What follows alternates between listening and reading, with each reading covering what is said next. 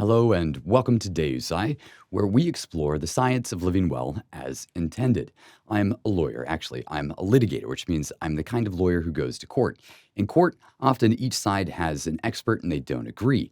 It's my job to make sense of what the experts have to say and explain it simply so the decision maker knows what he or she needs to make a good decision. That's what we do here. We explain what you need to know to make a good decision. I go potty. Oh, no. We don't need to go potty. In the last video, we looked at how doctors' long-term eating advice is often based upon bad science. That's why so many doctors disagree about what we should eat. And that's the kind of science that we should probably de-emphasize or discount when making our eating decisions. In this video, we're going to be looking at the bad science that probably should inform our eating decisions. People are constantly telling us that we shouldn't pay much attention to anecdotes, people's individual stories, or maybe small studies. And for the most part, that's true. I remember when I was a boy and one of my friends thought that he had discovered the cure for acne.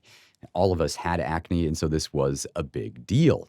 He had a cousin who had very bad acne. He started eating some fruit, and his acne went away.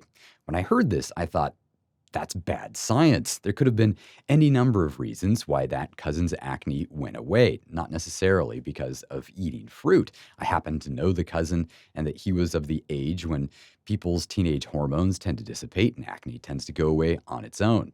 But my friend, he was caught up in his cousin's story.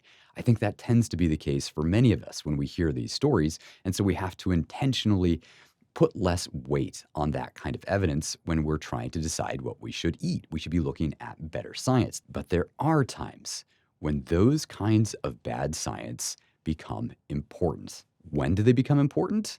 When the impossible happens. Now, I'm not talking about a teenager whose acne clears up. That may seem like a miraculous outcome for the teenager because acne means so much to those people. I'm talking about when incurable diseases, things that doctors say can't go away, nonetheless resolve when somebody changes his or her eating patterns.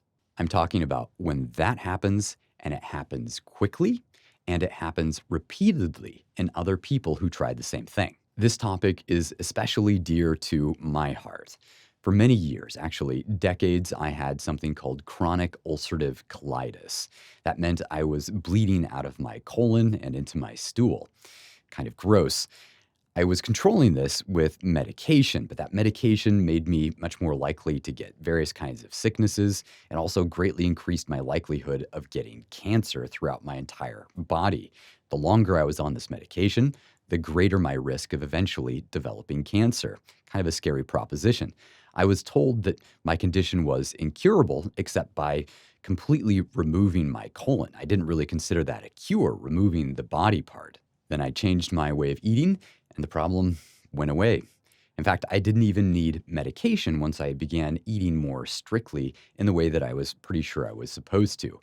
I stopped eating sugar. I, for the most part, eliminated my carbohydrates. Eventually, I went carnivore, which means I wasn't really eating anything but meat, no carbohydrates. There's a theme here that we're seeing repeat over and over again lately, and that is that people are switching to a very low carbohydrate diet or maybe even a carnivore diet with no carbohydrates whatsoever, and they're curing themselves from seemingly incurable conditions. Perhaps the best example of that would be type 2 diabetes.